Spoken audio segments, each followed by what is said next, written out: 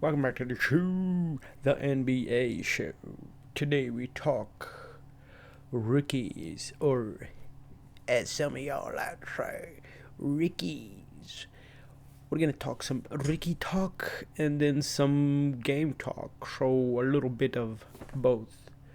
I mean, it's only been 7 games, so you need at least half the season or a little bit more to see who's real or not. Maybe a little bit even more than that, because last year it took a while for.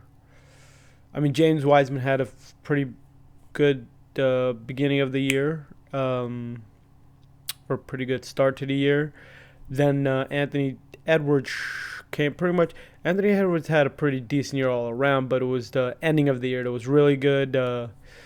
Ball had pretty much the whole year was pretty good for him, but the very ending wasn't so great. Then you had I think it was Sadiq Bey or Detroit had like 2 or 3 Rickies. I think it was Sadiq Bey. I don't know. It was one of the rookies they had that was doing really good. Am I forgetting somebody? Probably am, but whatever. We're really trying to get into this year. The 2 top guys, I would say, well, you could say 3 or 4, but actually you could say 5 maybe. Could you say more than 5 guys that are doing really well, that are actually playing a good amount? Because out of 3 of them are getting a lot of minutes. Chris Duarte getting 35.9 minutes, the most minutes out of the rookies with 7 games played. All 3 of these guys, with Scotty Barnes also playing 34.9 minutes. Evan Mobley playing 32 minutes per game, which is really good. For a rookie, that's really, if you're getting that much time, that means, obviously the team believes in that you can play and everything. If you've seen Evan Mobley can play. Scotty Barnes can play. Chris Duarte had one of the best, or one of the best rookie, like a pretty much start game for a rookie ever. He probably hit like 6 or 7 threes or something like that. Even when I saw him, I was like, whoa, this guy ain't playing like a little rookie. For a second, I was like, is this guy some just somebody who was there last year that I didn't notice or something? Because sometimes that happens, some players just. Actually, last year wasn't one of those years, because a lot of rookies, like almost all the rookies, got real good playing time. I feel like this year is going to be a little bit different, but I feel like that injury bug situation is going to come up for a lot of players, so that means youngsters get playing time. Today or yesterday, actually, we saw Jalen Green go off against the LA Lakers. It was like during the ending of the game, he came up and he showed his handles and shot 2 threes in a row. Pretty much got the game down to 1 point, close to bringing it all the way back. So he showed that he can play. Houston also has who's the other one? Sheung, Alperin or Alfarin, Sheung. Sounds like he's Asian, but it's actually I'm not sure where he's from, to be honest. I just saw him yesterday. Center for Houston. I think that's the first time I realized that he was getting decent minutes, but he's played 6 games, 19 minutes. He hasn't gotten as much as the rest of them. The other ones are kind of noticeable, Also, Josh Giddey seems like he's playing pretty good. It was like 2 games ago he was contributing a lot to the game, but then again, that whole team is kind of that OKC team. Kind of young, so it's like he's bound to get the minutes. Plus, he was one of the first picks in the draft, like 5, 6, or something like that. Not too sure on where he got drafted at the moment, but whatever. He's playing pretty good. Jalen Suggs is actually pretty good too, because Jalen was 4th and Barnes was 3rd. Barnes was 3rd. Jalen Suggs was 4th, and they actually had a matchup 3 or 4 days ago. Probably probably 4 or 5, but whatever. And they both played pretty good against each other. But for me, Scotty Barnes just he looks like he might just need to add a little muscle, and I don't know, the way he's playing, he doesn't look like he needs. But I mean, if he adds a little bit more muscle, like I I was hearing some of the commentators comparing him to Giannis because he does have the size and everything. He has a pretty good shot already, pretty good mid-range shot. I mean, for his size, he can obviously just pretty much do anything in reality, and he has some ball control too, so that's pretty big for Toronto. They got themselves a star right there in Scotty Mr. Barnes, and he's averaging 18.1, assists 2.0, steals 0.7, blocks 0.6, threes he's 0.3, but still I feel like he could obviously level that out. But Duarte with 2.6 for a rookie, that's and Jalen Green with the 2.5. Those are pretty good numbers for both of these rooks. See if anybody else on the rookie radar that's putting up decent numbers. But right now, those are the ones that are like getting. Don't see anybody.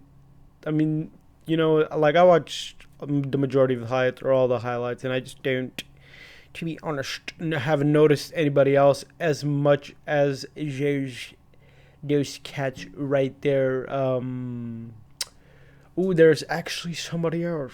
I did. Was just about to say something about him, but Davion Mitchell. Surprisingly, yesterday he was actually on the court a lot too. I mean, he's got 27 minutes, or he's averaging 27 minutes.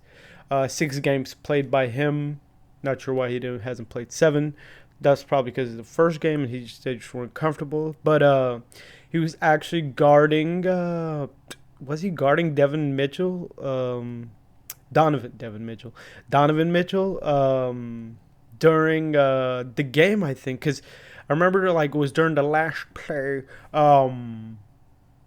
They put Buddy Hield on the bench and they put Davion Mitchell in. I'm not sure if it was in for each other, but I guess they both are shooting guards or guard area. But Davion Mitchell seems like he's a pretty good player. Let's look at some of his numbers times. Where's he at with his shots? His shots is at 0.1 threes for now. That's not too great, but assist wise, he is playing that guard area. Steals pretty decent. 1.0 and then blocks 0.2. So he ain't too great, but not too bad. But yeah, Davion Mitchell's the other one. Dude, I'm not sure. Trey Murphy, I did notice him yesterday, but I haven't. Well, actually, his name kept coming up every single time I've watched the highlights or watched some of the games with the New Orleans. Franz Wagner. Wagner has been playing pretty decent. I guess I'm pretty sure I did catch a good amount of him and his brother Mo Wagner, both playing in Michigan. I didn't actually think another team was about to go for another Wagner brother. Pretty high. I'm pretty sure Wagner was picked pretty high in the draft, playing for Orlando Magic. But he seems like he's a pretty decent, good player. I think he might actually have. He doesn't have the highest.